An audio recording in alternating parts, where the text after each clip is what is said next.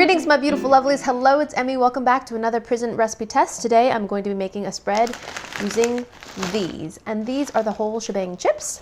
I recently tasted these for the first time in my million subscriber video.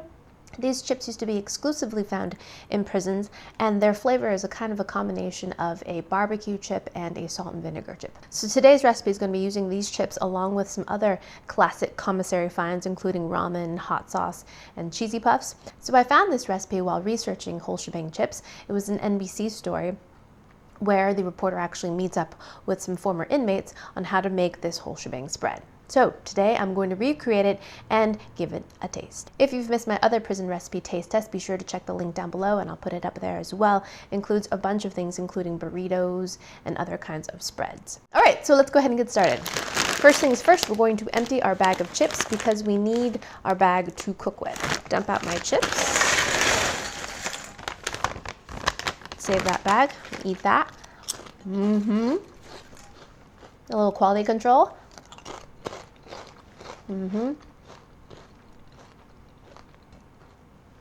A very, very intensely flavored chip.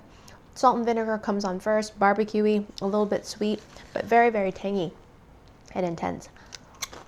It's so intensely flavored, in fact, I suspect similar to salt and vinegar chips, if you eat a large amount of these, you would get kind of a raw tongue, kind of similar to when you eat fresh pineapple, like too much of it. So now we're going to start building the spread in the bag. Now we're going to take 3 packets of ramen and we're going to crush them. I've been told that's a classic way to do it, to crush them on the floor, but I'll show you on the tabletop what I just did. Okay, so take out the seasoning packet and empty the ramen into the chip bag. In the video they show 3 bags, so I'll do that. And I'll add 1 packet of the seasoning as well. I'm gonna do that right in the middle. So add next one. Toss that around and get that seasoning kind of distributed. Next, I'm gonna add some pickle. And this is a Van Holten's Big Papa, just a singular pickle. I've never actually purchased one of these before, but that's what they showed in the video. Tear here. I'm gonna drain out the vinegar. Yeah,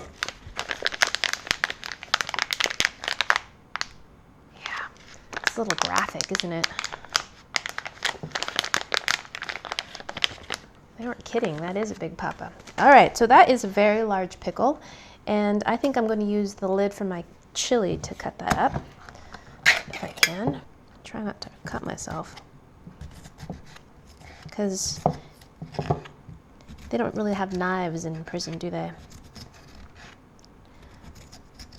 So I am not a huge fan of pickles, so I'm just going to use about 1/3 of that. This is my spread after all, so I can customize it, right? Okay, so I'm going to cut this pickle into small pieces.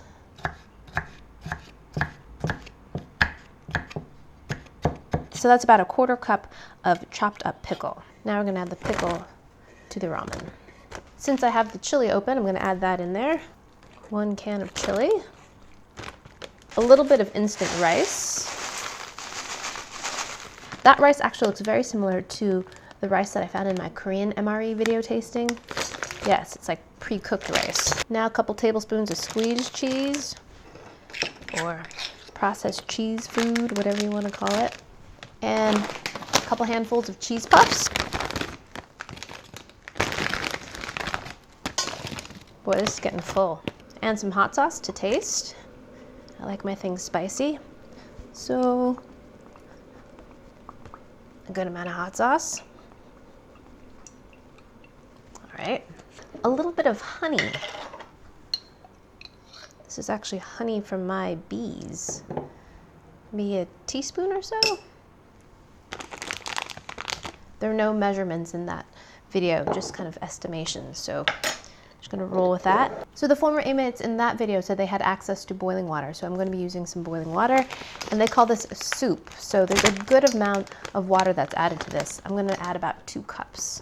So here we go. I'm also doing this in a bowl just in case my bag leaks.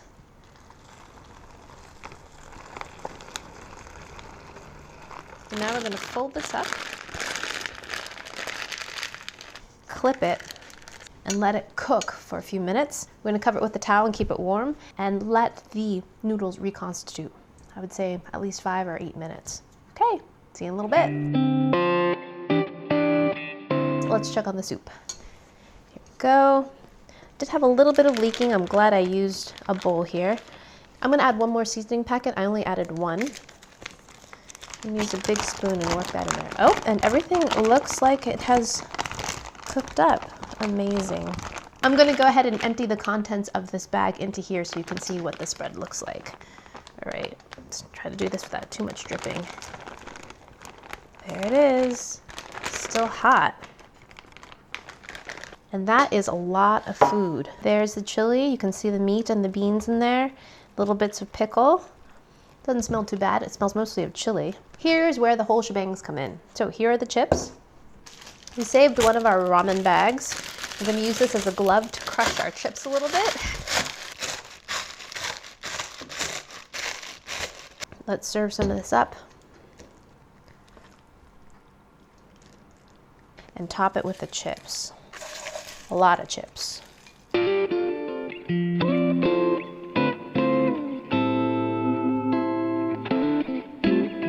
All right, here's the whole shebang spread. Let's give it a taste. All right, let's get a bite with everything. Itadakimasu.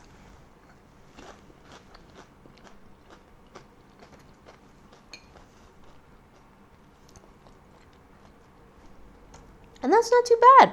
I think what I really like is the contrast of textures. That crunchy chip on top is really delightful. It keeps this whole thing from being just totally mushy and sloppy. You've got that crunchiness and the intense flavor of the whole shebangs and that vinegar punch. It's actually pretty tasty. The spread itself, to me, mostly tastes of chili, of that canned chili, and then you get little bits of the sour pickle in there, which actually work really well. I'm not a huge fan of pickle alone, but added to things, I feel like it really brightens things. It gives a little bit of acidity, a little bit of crunch, and of course some dilly flavor. It is very, very salty though. You've got all that seasoning from the seasoning packets, the chips, the cheese puffs, the artificial cheese sauce. Very, very salty. And a little bit of heat. It's not very spicy. I think I could add some more hot sauce actually, at least for my taste. That makes it even saltier. Maybe not. And for what it is, it's pretty good. It boosts your morale because you made it yourself. You cooked it, you fixed it, and you're sharing with other people. And I would imagine when you're incarcerated, that's a really important thing. All right, thank you guys so much for joining me. Check out the playlist if you want to see more examples of inmate resourcefulness when it comes to food. And I hope you guys enjoyed that one. I hope you guys learned something. Share this video with your friends. Follow me on social media so you can see what videos are coming up next. And I shall see you in my next one. Toodaloo, take care, bye.